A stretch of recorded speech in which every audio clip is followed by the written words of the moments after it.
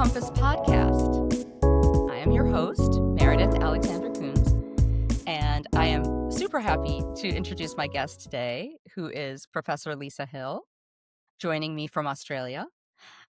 She is Professor of Politics at the University of Adelaide, and she works on the intellectual history of the Western political tradition, democratic theory, and electoral studies. And in her intellectual history work, she has a special interest in classical Stoicism and the Scottish Enlightenment. And I encountered her work recently at Stoicon, where she was speaking about Stoicism and history. And it was super fascinating. She's a fellow of the Academy of the Social Sciences of Australia, program director at the Stratton Institute for Public Policy, essay convener of the Electoral Regulation Research Network, and research chair of the Center for Public Integrity, an anti-corruption watchdog, which is something we really need. A lot of anti-corruption watchdogs these days. So welcome. I'm so glad to be here, and I'm very happy to be sharing about Stoicism, which I absolutely adore. I adore it. Excellent. Me too. Me too. And I'm still learning about it, and I'm excited to learn from you. I'm curious about, how did you first get interested in Stoicism? Well, when I was doing my doctorate at Oxford, I was doing the Scottish Enlightenment, and I was looking at the way they were kind of inadvertently inventing the modern Western tradition, particularly the sociological tradition and the anthropological tradition, and they were developing ideas about religion that were natural religion ideas and ideas about civic virtue. And I just kept bumping into, I focused mainly on Adam Ferguson, and everything seemed to be coming from Stoicism in Ferguson, almost everything. And so in order to understand Ferguson, I had to understand Stoicism. And because people in that period weren't particularly good at citation, you had to do a lot of detective work yourself. And then after I finished my thesis, no one was writing about Stoicism then. I started to realize how important they were to the Western tradition. So then I wrote a paper on their attitudes to cosmopolitanism, their attitudes to imperialism, and I wrote a paper on that. So I wrote about patriotism. The paper was, Were the Stoics Patriots? And then after that, I just really started to get into it. And then I wrote a paper on, as I'd been doing the other paper, saw a lot about Stoic feminism in the texts, thinking, bloody hell, these guys are feminist. It's 300 BCE. Come on. Why isn't this the big headline? So then I spent 6 months just working on that paper. It was very hard to write because, as you know, the material for the Stoics is very hard to get hold of. But Yeah. we got there in the end, and I published it in the History of Political Thought. And after that, I was off and running. It was one of my major research interests, and it's just one of the things that I teach my students and carry through into my life as well. Could you share a little bit more about who Adam Ferguson was? Well, he was like Adam Smith and David Hume's kind of best friend. They were kind of the three of them, and they were basically the Scottish Enlightenment. There were a few others, but they did it. Just the three of them over coffee, over dinner. And Ferguson was forgotten. In his time, he was as famous as Smith.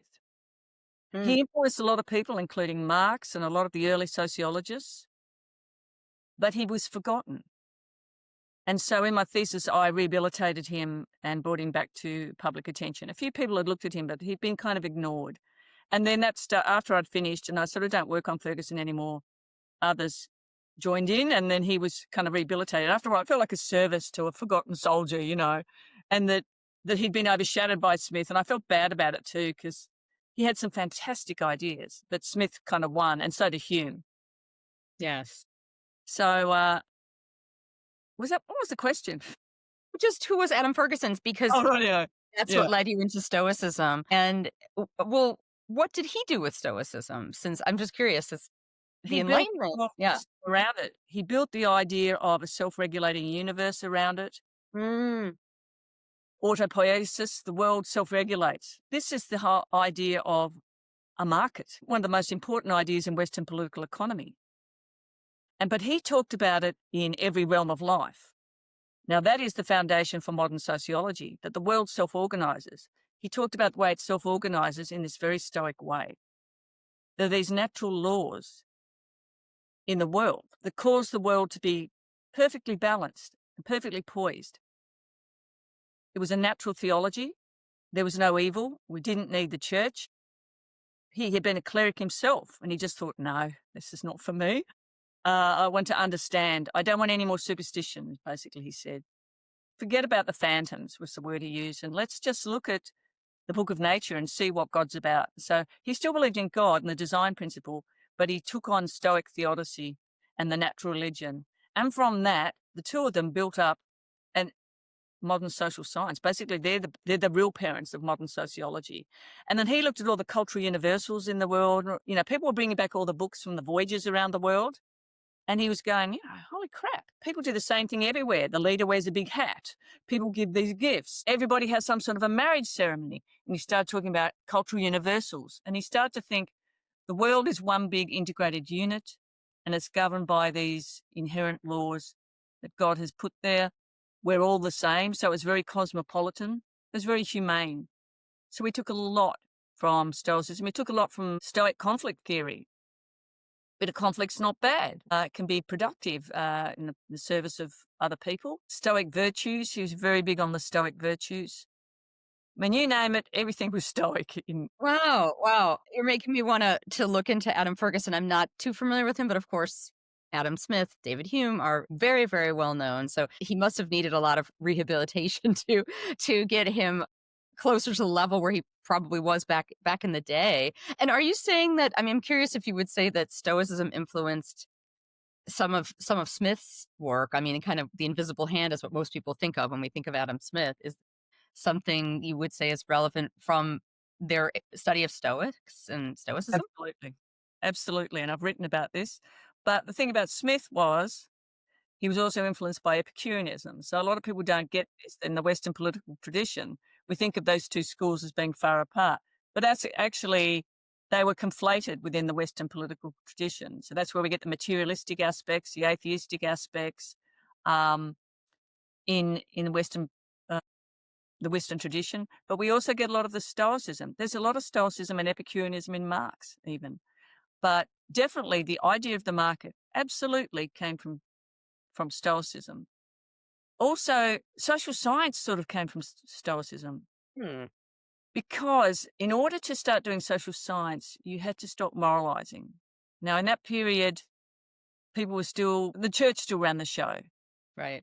People were looking for a system that accommodated the design principle, but that saw humans as worthy of study, not as beings to moralize about, but to understand. And Stoicism was like a stepping stone to the secular world. You could talk about God, you could talk about the incredible poise of the world and the incredible way it looked designed because they didn't have evolution. But now you could say, humans are interesting, they're nice, they do weird stuff. And this is Stoic theodicy. They do things that look a little bit naughty. They have sex and they are self interested. But from Stoics theodicy, they take this idea that, well, the Stoics say that there's no evil. And if you Hmm. think it looks evil, you've misunderstood God's purpose. God's made us self interested, so we look after ourselves and don't starve. God's made us Mm, want to have sex so that the species can reproduce itself. right. Anything that looks a little bit dodgy about humans is actually perfectly natural and created by God. So let's study it. And so they helped us move into secular social science, but it was kind of a stepping stone because they could look like, oh yeah, I'm still in this design framework, nothing to see here, because the church was still powerful. And when you say design, you're talking about kind of the theism of there's God designed the world, and then kind of the rest is up to us. Is Exactly, that right? exactly. But there's no sin. People aren't bad. Um, there might not be an afterlife. You may as well get on with it here and now. Be a good person now. You're not going to need the church. Just look out the window, and you'll see, or look at other humans to see how you're meant to be. You don't need the Bible even. You can just work it out for yourself to see what God's intentions are for you. God has made us sociable, nice, a little bit naughty sometimes, but there's a reason for it. So we survive and we prosper, we reproduce ourselves. He wants us to love each other, Yeah. and to hurt another person is to hurt yourself because we're all an integrated unit. Don't pick on people. if people are different from you, forget about it. We're all part of the universal siblinghood, and we're all worshipping the same God by different names. It was very humanizing and it was very liberating for social scientists. So Stoicism was incredibly important in so many realms, including the economic. So interesting. There's so much to talk about here because I also have a strong interest in European intellectual history and all of these things. But one thing really piqued my interest that you mentioned, which was feminism and the Stoics and women. I'd love to hear you share a little bit more about that. Well, there are two schools of thought. Some people say they weren't feminists, some people say they were. Apparently, at the Melbourne Stoicon, there was a debate about the paper I'd written, and they decided in the end that I was right. But doesn't mean I am, but that the evidence stacked up. Now, people get confused because the Stoics still just lapse into the misogynistic claptrap and the kind of language that everyone in that period, in that period, people didn't really think women had a soul, remember? They're the Mm, first people to say, apart from the cynics and the Epicureans, but nobody was listening to them, that women had a soul. They were equally capable of moral action, that they had reason, remembering that the soul and the brain were considered to be one unit. So if you have a soul, that means you have a brain and you have reason. And they were the first to systematically argue that women should be educated, because everyone needs to be a moral agent. And could it possibly be that a woman doesn't need to be a moral person? So they were very tough about that, especially G. Musonius Rufus. He was mm, very tough on the idea that women shouldn't be educated. They should. And if your father tries to stop you from being educated, defy him. mhm. Ethnic minorities should be educated, beggars should be educated. And that's why the Stoa preached in the open air, that anybody could come. There's a story about Zeno, and once he was preaching and a nobleman came by and said, "Can I sit here?" He said, "Yeah, there's a seat right next to this beggar." And the beggar was in rags and he must have stunk a little bit. And Zeno directed him, "You sit there, man." And the guy wouldn't. Mm, He said, "Well, you can take off then. Either sit there or take off." So they were highly, and this is radical. To be this yeah. egalitarian, be this impartial, people thought they were mad.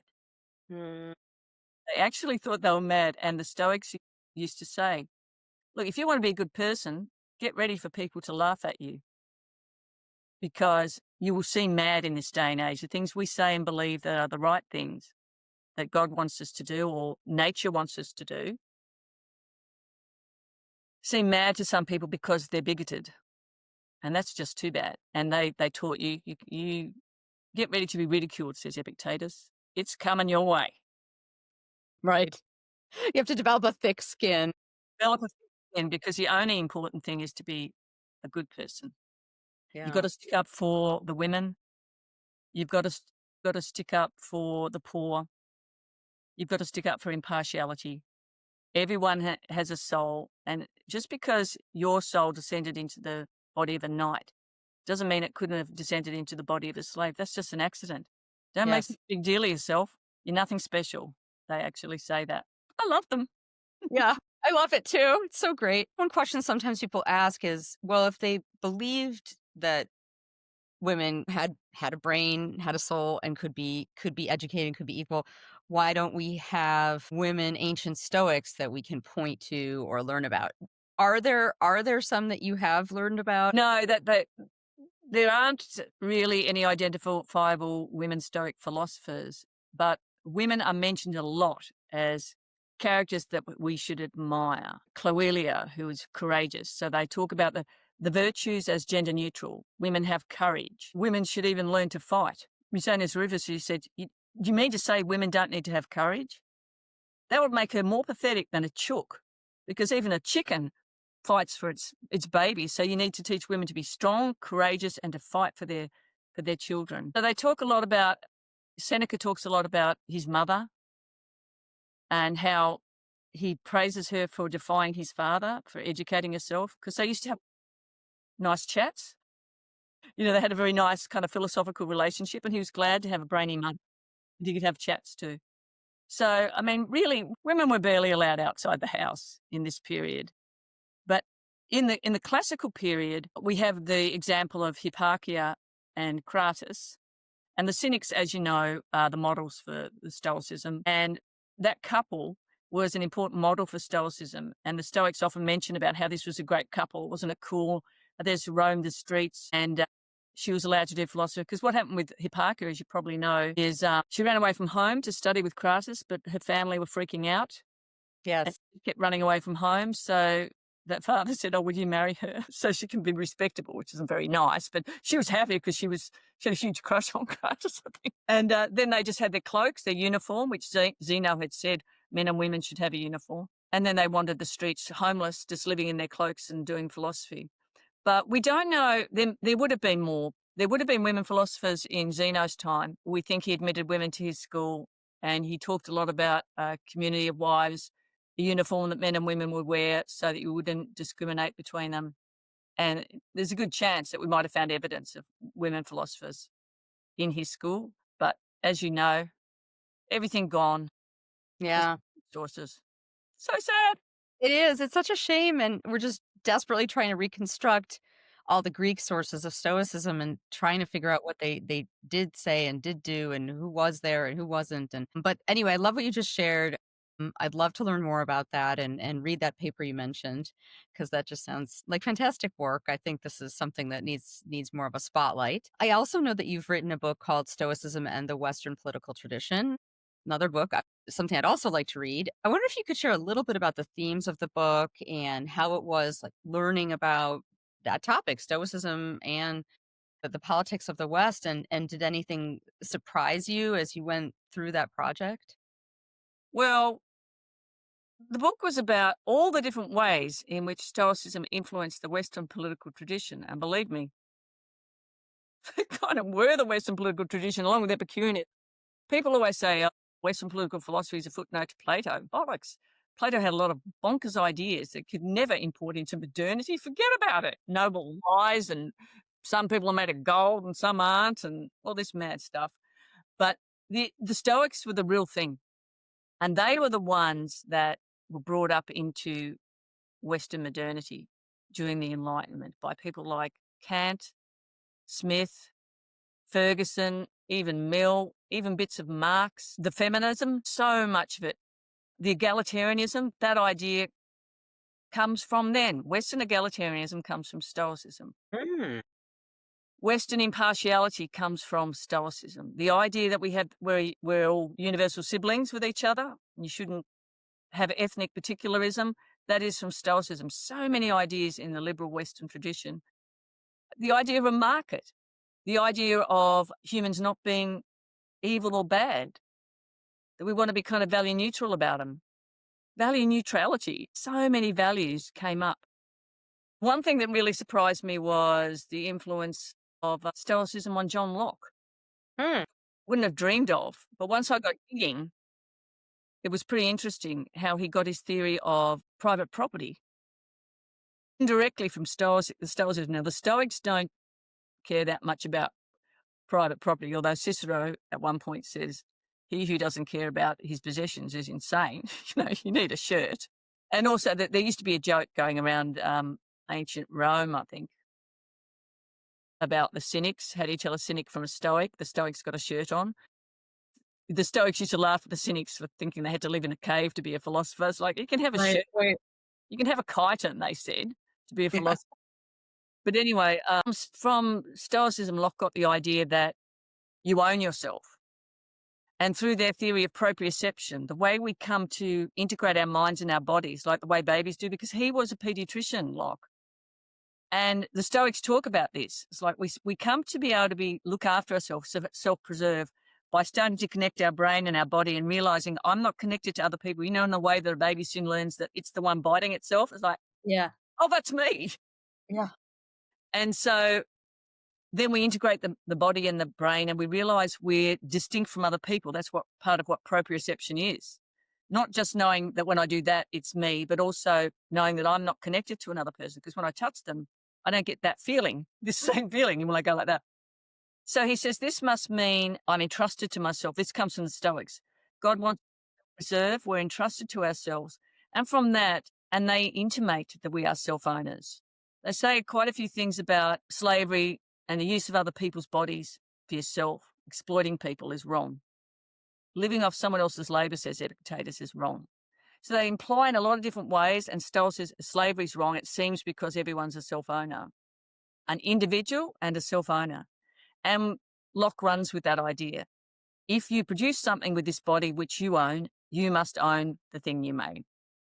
It's a long route to get there, but that's where he gets it from. And so I went through the Lockean text and I could see that's where he was getting it from. It was quite interesting detective work. I love this. It sounds like you're also even weaving in kind of ancient Stoic developmental psychology a little bit there, how the human sees itself. And uh, I don't know if that came into your work, but that's something I'm also really intrigued by. Yeah, there's a lot of moral psychology there. What a human is. What is it okay to be? What's my relationship to my body? Am I allowed to look after myself? How much do I have to give away to others? What makes a person tick? But these were polymaths. They just roamed the belt and talked about what they wanted. It's not like the discipline's now all siloed. That's right. That's right. That's That's what's right. interesting about studying the transmission of their ideas into the Enlightenment, is because they're all polymaths too. They roamed the belt. Adam Smith, people think he's an economist. That guy roamed the belt like you wouldn't believe. So smart. He went anywhere. He understood everything. They're all polymaths. He went into psychology. He went into sociology. He went into agriculture. It's a and a lot of it's quite brilliant social science. But they didn't have all these labels on it. They just went there.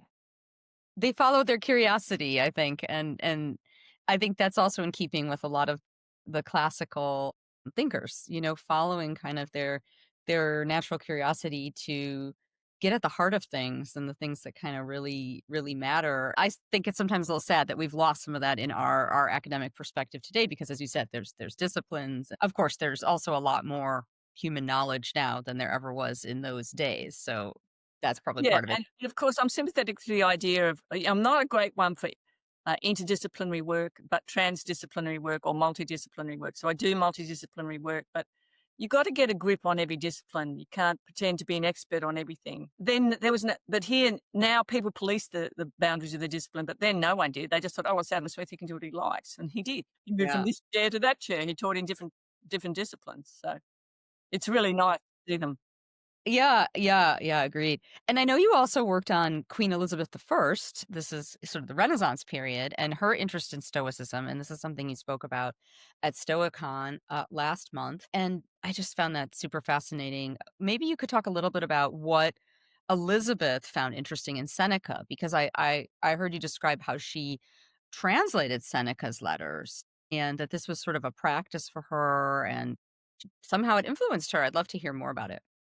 Well, first of all, she's a very anxious person, not because was anything wrong with her, but because she'd had this terrible, dangerous start to her life.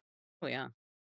She has a scary life. And so she used to, but also Elizabeth first is like a stone cold genius. Was so smart, it's not funny. So she used to translate into Greek into English and back again, called a double translation, to practice her Greek and for fun. So to calm herself, she would translate the letters, especially the letters from Seneca about being calm, to soothe her ruffled spirits. So she did it as a kind of an academic exercise, but also as a Stoic ascesis to calm herself, get her mood under control. But apart from that, she used it in her statecraft.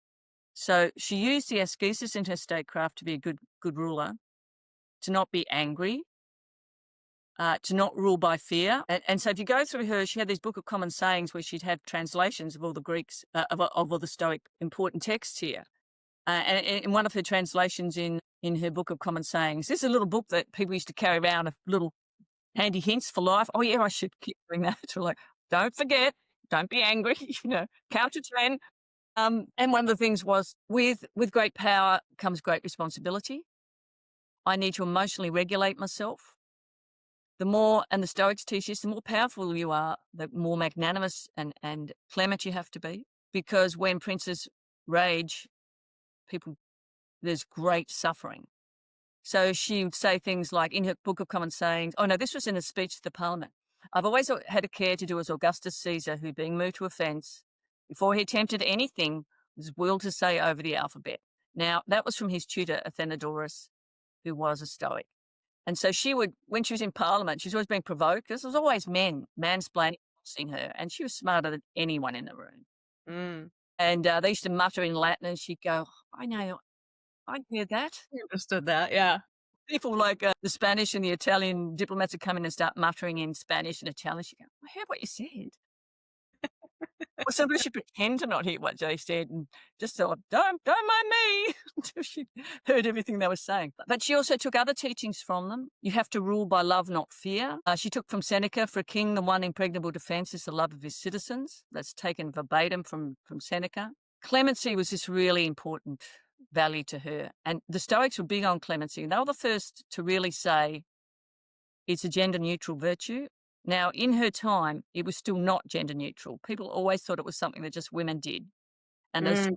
man would be punitive and kind of violent. And the Stoics said, no, the stronger you are, the more clement you, it's a sign of your strength. And the more powerful you are, the more clement you have to be, and more forgiving and merciful you have to be.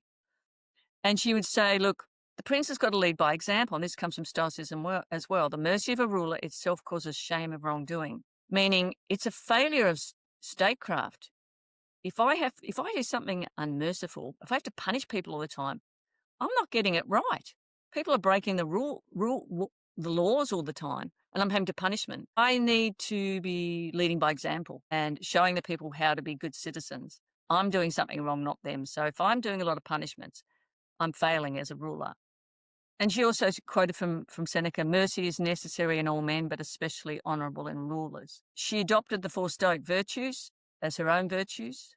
She was very big on justice, controlling your temper, magnanimity, which is like a bigness of character, and plus courage. She was really big on trying to make herself brave because she was scared all the time, but she made herself be brave.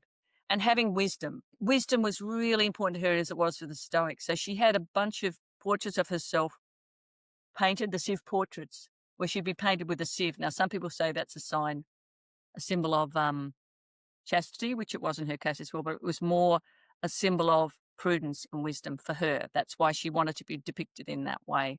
She wanted people to see her as wise because she was brainy. She was as brainy as she could possibly be, but she wanted also to temper that braininess with wisdom and kind of virtue, clemency, and that sort of thing. She was big on rule of law, which she takes from Cicero's De Officiis, which is basically based on Panatius. She talks a lot about that. The magistrate is a speaking law. You have to be that. You have to be the speaking law. If you want your people to be obey the law, you be the law. You obey the law. You stay within the bounds of the law as well. Don't think you can keep going outside it. And sometimes she did. She'd forget herself, but she'd feel bad about it and try and make up for it. And the other thing she did was she took this from a bunch of the Stoics. It says, I'll go back to that point I made at the beginning. You can't rule by fear. You have to rule by love. The greatest security for a ruler is not a bunch of soldiers surrounding you and protecting you. It's the love of the people. You should be able to walk among the people and be safe. Now, that's very true. You're safe because they love you. And she used to actually go out and walk amongst the people, touching them, speaking to them. She had very good social skills. She'd be calling out things like, "Oh, I love your hat," or "What happened to your leg? Ouch, that must hurt." She had what people call the common touch, and she would touch them and purport to heal them by laying on her hands. But once there was an uproar and people thought there was a rebellion against her, they thought the uproar and the rebellion was much bigger than it really was. But she had an argument with her advisors. She wanted to go out into the streets. So she'd do this. She'd go out into the streets on her own just to see if anyone hit her or abused her or attacked her. And in this case, they sort of held her back and said, "I don't think it's such a good idea right now." She was getting old by this time too. But she was brave, and she really meant it when she said, "If I'm not loved by the people, what am I doing wrong? And also, people blow smoke so much. Let me see for myself how great I am." Mm. She was vain and she could be silly, but also she was tough. She was very tough. Mm. In the way the Stoics tell a woman, they must be tough. They didn't have public opinion polls back then, so it sounds like she was running her own experiments on, am I still beloved of my people? Well, I'm also really curious about the Renaissance revival of Yeah, Stoicism, yeah. which I think you're talking about. I wonder if you might paint a little bit of the broader picture Right. of how would Queen Elizabeth even know about the Stoics and be translating Seneca to begin with? Well, she was given Cicero, which was considered a respectable thing to have by her tutor. Mm, Wasn't necessarily considered respectable for anyone to be tutored, and especially a woman, by the Stoics. But she was given Cicero, I think, because her tutor didn't realize about all the Stoic content. But but around this time, the Stoic works started to be printed in translations, even, but into Latin, which was basically all you needed. And she got access that way. So she got access to Seneca on her own. We don't know. I tried to do an audit of her library. We did a lot of work. We couldn't work out how she got books and how she came by them, but she got to Seneca on her own. She wasn't taught Seneca, but she was taught Cicero. But these books, she didn't read Marcus, which is interesting, that we know of. We think she had Marcus in her library, but we don't know if she read Marcus. But we do know it was Cicero and Seneca were big. And, they were in print. And then she, because she was a self starter, and knew how to translate. She could read the Greek and the Latin. It was all, you know, the world of learning was literally an open book to her because she had been very carefully schooled. Her tutors had had the sense to teach her this double translation, so she was very good at the translation. But around this time, people wanted a more humanistic religion, and Stoicism was a nice religion. Yeah, she was a Christian, but it was a nice, sort of more universalistic, more humane religion, and people found it attractive. So that's one of the other reasons it got taken up. There was an Epicurean revival in the 17th and 18th centuries, and again, Stoicism was brought in as a reaction to that.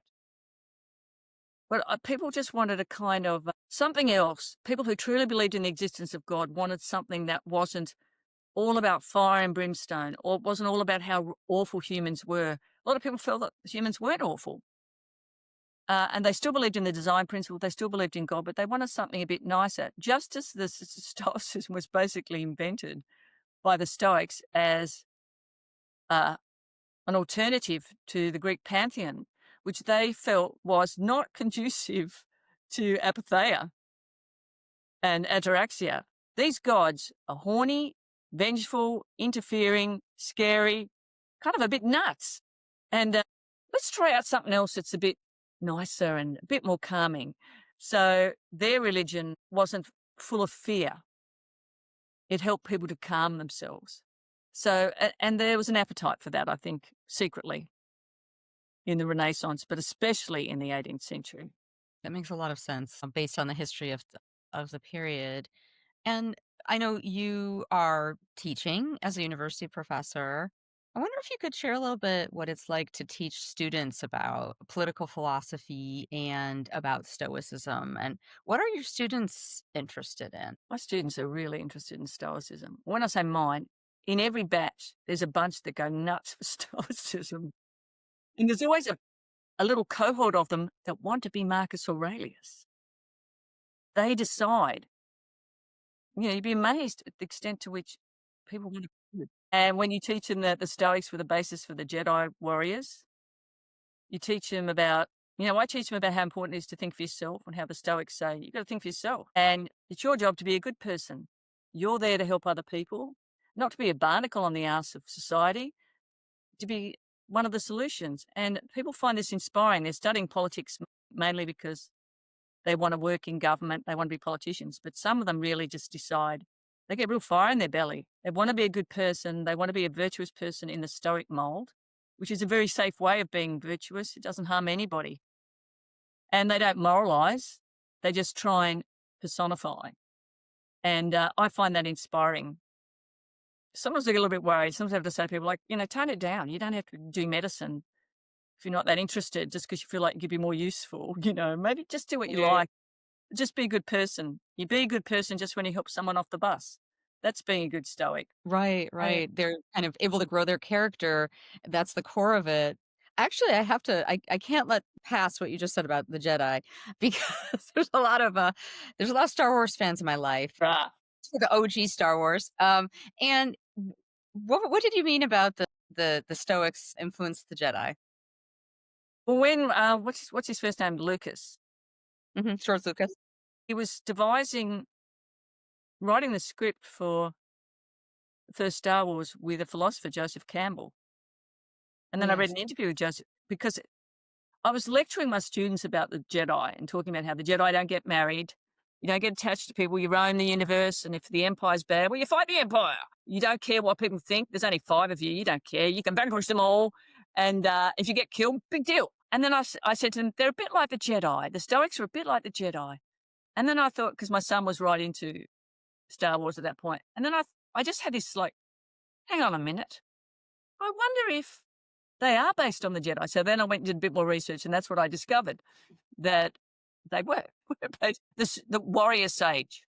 The warrior sage through the hero with a thousand faces, Campbell writing and thinking and so on. And Marcus Aurelius being the exemplar, but all the Stoics that put themselves in the way of homicidal, emperors, and they didn't care. Well, they sort of cared a bit, but they kept doing it. You've worked on democracy as another topic you've been very much a part of. And I was curious if you wanted to share a little bit about that work in the context of the work you've also done about Stoicism and the Enlightenment and everything else. Maybe just a few words on that for people who, especially in the US, where we talk a lot about democracy now. Well, my democracy work is a bit separate, but sometimes the classical work feeds in. So at the moment, I'm doing a lot of defenses of procedural democracy against epistemic democracy. Epistemic democracy comes out of Plato, the rule of the wise. Procedural democracy comes out of Aristotle. He says, no, you can't just have rule of the wise. Everyone has to have a say. Do the procedures. You need stability. You can't have these noble lies. You can't have this epistocratic approach. You can't have this aristocratic approach. Everyone needs a share in the story. So I'm just working on the importance of procedures for stability and respect for procedures. But I work on things like inclusion, the effect that political inclusion has on economic policy, poverty, corruption, polarization, instability, and how positive it is. If you have hyper inclusion like we have in Australia, which is like 90% turnout, you get a more stable Mm. democracy. Polarized democracy, you get a more moderate democracy. You get respect for the decision. You get losers' consent when you get the election result. Everyone agrees. We all voted. No one could have gained this. You get less wealth inequality. And so I'm working on how important full voting participation is and how important voting equality is in a time of democratic crisis. And I'm working on how Australia is a model for the world to emulate, because we're doing quite well during these crises because we have compulsory voting. We have a good voting system. We have a very low tolerance for lying. Zero Australians do not like it. We even have some jurisdictions with laws against politicians lying. It's illegal. And there have been bills in Parliament that I helped design that politician in the federal parliament, they keep failing, but eventually I'm going to get it up. And this is to enhance trust. So, but we have still fairly high levels of trust here. So it's all about that. And it's part of my work, pro bono work as a Stoic sage. Make yourself useful. Yes, yes, yes, yes. I admire that so much. Maybe one last quick question, which is, what do you think people get wrong about Stoicism that you wish they wouldn't? And is there anything any like last takeaways you want us to think about in terms of Stoicism as we go forward with our lives? I think something people get wrong about them is they don't really see how radical they were. They weren't just interested in internal regulation, gazing at your navel. The whole point of getting your mood under control, all right, it's good to feel good, but your job is to get yourself under control and then get busy helping people. That's your job in life. Make yourself useful. Show respect for people. Show kindness to people. But it's hard to do that when you're angry and you're fearful and you're not full of love for other people. And that's really hard discipline as well, because you have to love even the feared and hated, say the Stoics. They say it's not how you treat your friends. I'll see what sort of person you are by the way you treat your enemies. That's really a hard discipline that only a few crack, like Marcus Aurelius and the Jedi, who don't even exist, Meredith. That's right. But we can all try. But We something can that really aspire. irritates me. Yeah, we can aspire. But sometimes you see people that are like exemplified, and it's very beautiful. But the other thing I don't like is that people think the Stoics are so big on suicide. And, Seneca goes on about too much. But he had to, really, because he knew eventually that's the way he'd go, by forced Look at suicide. his time and place, yeah. He was getting himself ready for that. But, there are people that say, the Stoics say, if it gets too hard, just kill yourself. Or they say the Stoics don't have to worry about being a good and active person because, it's all about you. And if it's too hard for you, just kill yourself. And they don't say that. Marcus battled on with pancreatitis and all these incredibly painful illnesses, and he was still kind and good and incredibly merciful through it and tried hard to be a good ruler and didn't always succeed. I'm not saying that, but he suffered through a lot of things. Or I always think about when he was told the Faustina was, getting it on a bit when he was off at the front, Yeah. and everyone expected him to do something really decisive about that and possibly cruel to a woman. He just said, "What are you talking about? I'm always away. I'm always at the front. She gets lonely." And secondly, he said, "Look, we've had a lot of kids together and we've been friends for years, decades. We're friends. I don't give a crap." Meaning, stop your scuttlebutt. And I don't care about these details. I'm not going to kill my wife because you don't like her. And also, all right, secretly, I am a little bit miffed. I am secretly, but I am the emperor. I must rule by example. I wish she wouldn't, but there you go. And maybe she didn't. How would I know? To know all is to forgive all. And he also says, when you see people making mistakes, try and remember, and I love this, it's beautiful. Try and remember someone's annoying you, and you just think, try and remember that they're not doing it on purpose. They're your brothers, and they're just stumbling in ignorance, not in evil. They're just ignorant. Just try and give them a safety tip about not to do it again. He might have said to Faustina, "Can you cut that out because people are talking?" He probably did that. He'd give people a safety tip about how to move ahead, but don't hate them. Don't be angry at them. They're just in error. And try and remember they're your brothers and that you're in a better position than they are. So it's up to you to show a little bit of understanding about it. But going back to that point about the suicide, the idea with Stoicism is not to give up, keep trying, even if it takes everything you've got, all your money, your health, your life, but it's all your wisdom, your ability to be a good orator. Use whatever you've got and give everything you've got to make the world better for other people. And then if it's all too much and the pancreatitis is getting you down, all right, you can leave. Marcus says, just take yourself away to a quiet place if thy canst not win thy way. But the message from the Stoics is try really, really hard to win thy way, because if you try hard with your excuses, you probably can win your way. So first of all, just try and get your mood under control. Try and ignore the pain or the suffering that you're going through, and try not to take it too personally, and try very hard to be a good person. So it bugs me that people think that they're giving everyone permission to kill themselves when things go badly. They're not really. They're not. They're really saying, look, it's a last resort. And this is why I also think they believed that we were self-owners, because no one believed, and still people don't believe, that you own yourself, that God owns you. Therefore, you can't kill yourself, or the society owns you. But they were saying you own yourself. They can do with your body what you want. So, look, they were radical in 1,000 different ways. God, I love them. The end. Yes, the end. No, I love them too, and I loved what you shared, because you're even creating so many new nuances for me, and hopefully for people who listen to this, about Stoicism. Thank you so much for joining me today. My Lisa. pleasure, Meredith. Anytime.